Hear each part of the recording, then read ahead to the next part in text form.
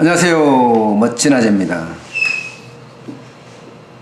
제가 주식을 저축을 하자 그렇게 말씀을 드리면서 5스타, 그러니까 소상공인, 자영업자 생존 모델 5스타 5가지에서 스타를 만들어내면 우리도 잘 살 수 있다. 그런 컨셉에서 지금 제가 도전하고 있잖아요. 그 중에 이제 주식 저축이 세 번째 스타예요. 3스타. 세 번째 스타인데, 본업인 저는 국밥집 잘하고 국밥을 인터넷 팔아보고 주식을 저축하자. 이게 이제 세 번째인데, 제가 12월부터 1월, 2월, 3월 이렇게 이제 4월 이제 아직은 안 했으니까 4월까지 생각해 보니까 체크리스트가 필요한 것 같아요. 아무리 생각해도. 근데 체크리스트가 이게 정답인지 아닌지 모르잖아요. 지금 엄청나게 체크리스트가 이제 발전을 했어요. 이렇게 엄청나게 발전을 했어요. 한 종목에 투자하는데 필요한 체크리스트가 뭘까? 지금까지 제가 5가지만 이야기했잖아요. 지난 10년 동안 매출이나 혹은 시총이 우상향으로 성장했느냐. 두 번째는 시총 대비 영업이익률이 10%가 넘었느냐 아니면 작은 거냐. 세 번째가 코스피 50, 코스닥 10, 그러니까 코스피는 52 이내, 코스닥은 12 이내. 대한민국 1등주, 대한민국 대표주죠. 그 다음에 업종 1등주. 이렇게 5가지를 해놓고 지금까지 투자를 해봤는데 글쎄요, 여전히 불안해요. 여전히. 그래서 이제 더 쉽게 말하면 디테일하게 체크리스트를 만들어 보자 해서 이렇게 계속 만들어 가고 있는 중이에요. 이게 정답일지 아닐지 솔직히 저도 잘 모르겠어요. 솔직히. 근데 언젠간 이 체크리스트가 완성되지 않을까 그런 기대감은 있습니다. 왜냐하면 뭐 여러분도 아시겠지만 저는 이제 경제 분야에서 오랫동안 일을 했고 또 이렇게 창업도 해보고 또 실물 경제도 조금은 알고 공부는 경영학 박사를 가지고 있으니까 조금 할 수 있지 않을까, 저 개인적으로는 그렇게 생각을 해요. 그래서 시도를 하고 있습니다. 그래서 이렇게 체크리스트가 많이 늘어났어요. 보시면 이제 크게 목차를 좀 나눠놨어요. 일반 현황, 차트, 종목 정보, 재무 정보, 이렇게 큰 카테고리를 4개를 만들어 놓고요. 세부 항목은 15개 항목까지 이렇게 나열을 시켜 놨어요. 옛날엔 5개였는데 15개가 된 거예요. 그래서 나는 언제 투자할 거냐, 이 투자 시점을 딱 체크해서 그때 주식을 저축을 하겠다, 이런 생각을 가지고 시작을 한 거죠. 일반 인형은 뭐 여러분들하고 지금까지 이야기했던 것과 좀 비슷한 면이 있습니다. 기본적으로 투자할 때 언제 투자할 거냐, 그 고민을 많이 했어요. 일단 기업 실적과 관계없는 외생 변수가 발생을 했다. 그런데 그 외생 변수 때문에 주가가 10%, 20% 떨어졌다. 이거는 투자할 수 있는 하나의 체크리스트가 되겠구나. 그렇게 저는 생각을 했던 거예요. 두 번째는 기업 실적에 영향을 주는 악재가 있었느냐. 그래서 그 악재 때문에 20%가 떨어졌느냐. 그런데 이 기업이 앞으로 체크할 체크리스트에 해당되는 기업이냐. 그러면 이것도 해볼 만하다. 그래 또 생각을 하고 있어요. 요즘 넷마블을 가지고 굉장히 고민하고 보고 있거든요. 넷마블은 뭐 1분기 실적도 안 좋았고요. 또 공매도도 걸렸어요. 그러다 보니까 지금 뭐 초창기에 비해서 뭐 30% 떨어졌다는 이야기가 굉장히 많은 정도니까 이것도 지켜보고 있습니다. 그 다음 일반 인형의 세 번째는 코스피 50이냐 코스닥 20이냐. 20까지 올라갔어요. 코스닥이 옛날엔 10이었잖아요. 한 20까지 가도 괜찮지 않겠느냐, 그렇게 보고 있고요. 네 번째는 업종 1등주이면서 대장주냐. 뭐 1등주가 대장주니까 사실은 똑같은 말이긴 한데 그래도 대장주냐. 그 다음에 미래 성장이 가능한 가치주냐. 여기에는 뭐 평가할 때 신제품이 있어?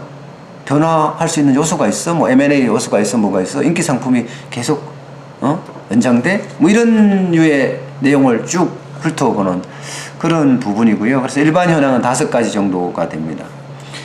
차트에서는 딱 2가지만 봅니다. 차트에서는 뭐 여기에 그래요. 이동평균선을 보고 공부를 할 필요도 있을 것 같아요. 아직 제가 그까지는 안 갔는데 그냥 차트에서 봤을 때는 지난 10년 동안 시가총액이 증가했는가 옛날에 5가지 안에 들어갔던 항목 중에 하나고요. 또 하나가 외국인이 어떻게 하느냐, 이거 지금 고민하고 있어요. 이걸 어떻게 해야 될지.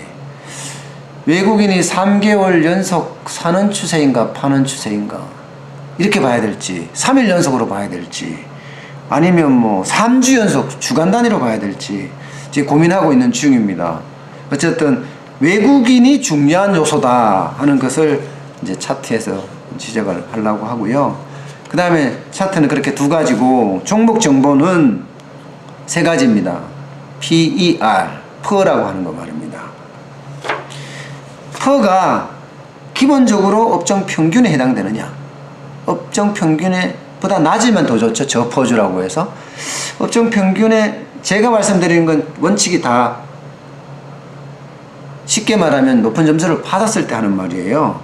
그래서 저퍼주면 좋은데 뭐 이런 업종 평균만 돼도 되지 않겠느냐. 그 다음에 PBR도 보는데 PBR은 업종 평균에서 어떤가, 1보다 좀 낮으면 좋을 것 같아요. 그죠? 1보다 좀 나아지면, 기본적으로 1이면 자산하고 똑같다는 뜻이니까 시총하고, 그런데 1보다 좀 낮으면 더 좋은 것 아닌가. 3번째는 배당 수익률이 국고채 수익률을 넘는가. 이거 중요한 거. 왜냐면 2마리 토끼라는 게 이런 건데, 배당도 없고 주가도 올라가고, 이게 2마리 토끼거든요.